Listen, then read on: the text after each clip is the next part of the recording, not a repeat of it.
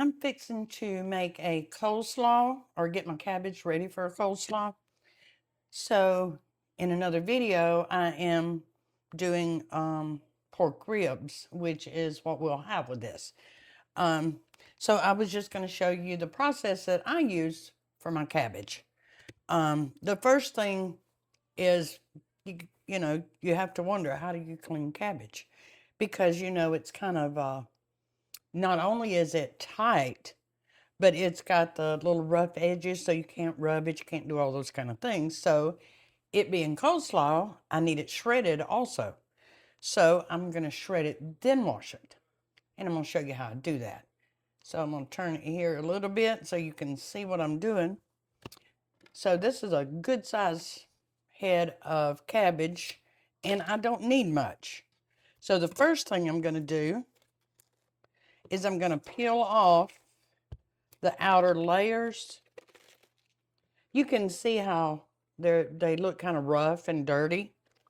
So I always peel off a few top layers. Well, if you can grab a hold of it, they'll peel right off once you get a hold of it.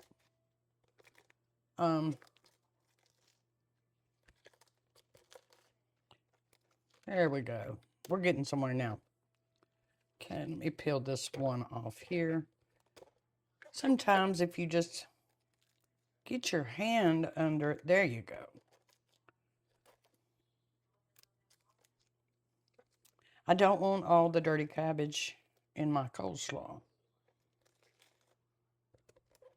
Okay, and we'll just dispose of the dirty cabbage. Now, since I don't need a whole lot, it's just 2 people. So I'm going to do probably about a quarter of this. And I'm just going to come in here and cut it off. I'm not cutting the core out of it yet. I'm going to leave it intact because this is all I need. Now, the other thing is you can chop it with a knife. And I'm going to show you both. So I'm going to cut it in half so I can show you that. Now, if you have a potato peeler, you can also use a potato peeler. But you can come in and just chop it with a knife, which is very easy. Cabbage is so good. And it's good for you. Now, once I got the strands, you can leave it like that. Or we like it a little shorter. So I'm going to turn it. And I'm going to chop it the other way. And that's all there is to it. Okay, so let me get this in the bowl so you can see what the other way.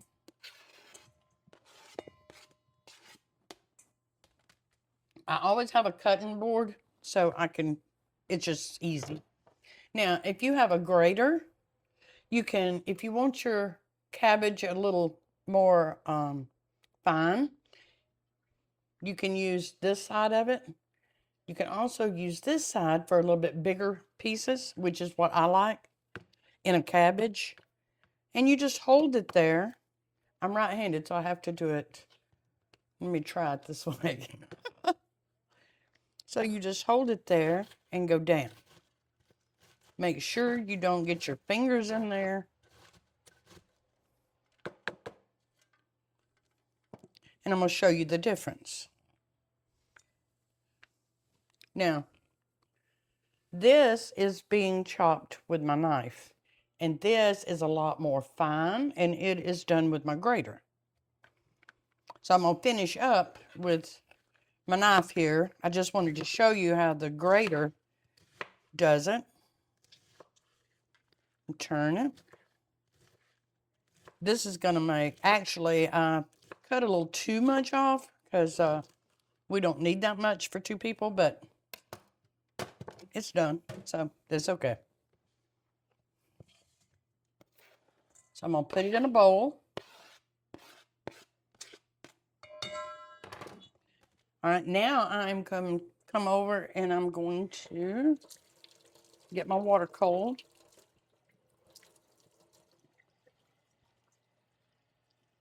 I don't like to eat things that are not washed.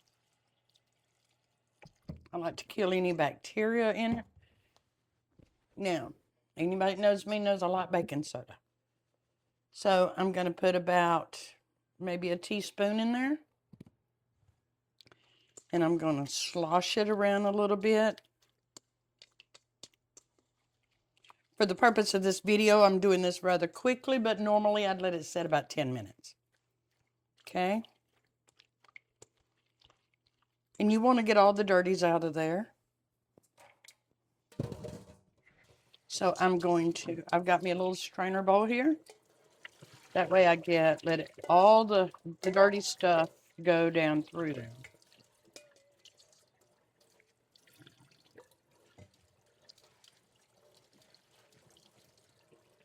Rinse it really good.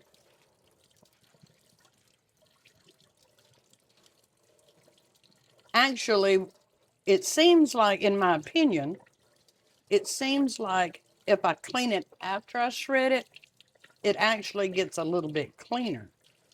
I guess because it's smaller. I don't know what the reason of it is. But if you're trying to wash it whole, you would need to pull each leaf off and wash it that way. And you'll see it's got all these little crevices in it. Well, it's kind of hard to clean all that. So, but you would just put it in a bowl or a sink, or make sure it's clean, and do the same thing. Just let it soak, rinse. Let all the dirty things come off of it. Now what I'm going to do is let it dry. I shake all the water out of it. And you can use a clean towel or paper towels to help dab it, or salad spinner. But what I'm going to do is I'm going to let it sit here in this bowl where there's a little room between the bottom of the bowl and the bottom of my strainer, so that any other liquid can fall out of it. Now, once I get this done, make sure my cabbage is dry. Then I will come back and show you how I make my coleslaw. Okay, so my cabbage has dried. As you can see, you can't see a lot of water on it or anything. You don't want it to dilute your mixture, so you always want your cabbage dry. So all I'm using is cabbage. I'm not doing carrots or anything like that. This is a very simple coleslaw. So the first thing I'm going to do is I'm going to add me some pepper. And I do this to taste. Now, you don't want too much salt, because salt is very strong in a cabbage, so you want to start very small. And I like to get that all mixed up good. I want the pepper and everything to stick to that cabbage before I put my other ingredients in. So a little more pepper. Just another pinch of salt. You know, if I put my wet ingredients in it first, then the pepper and salt does not seem to get distributed as well. Okay. So now I'm going to use a mixture. I'm going to start with about a tablespoon of mayo. And I'm going to use buttermilk ranch dressing, already made, straight out of the bottle. And I'm going to do about a tablespoon of ranch. Ooh, this makes some good coleslaw. Okay.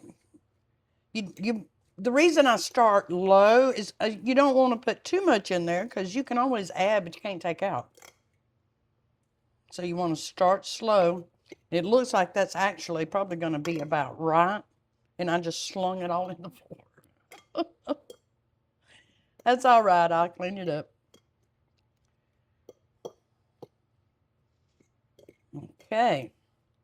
Get that good and mixed up. And see, you can see the pepper and everything is distributed well. It wouldn't have done that as well. It would have been a little more in clumps if I'd have done it after I put the mayonnaise. Okay. So then I got to taste it.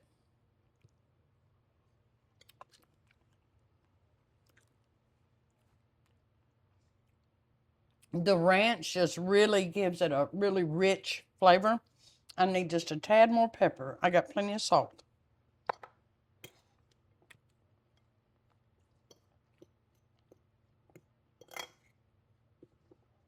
Just mix it up good. Now let me see what we got.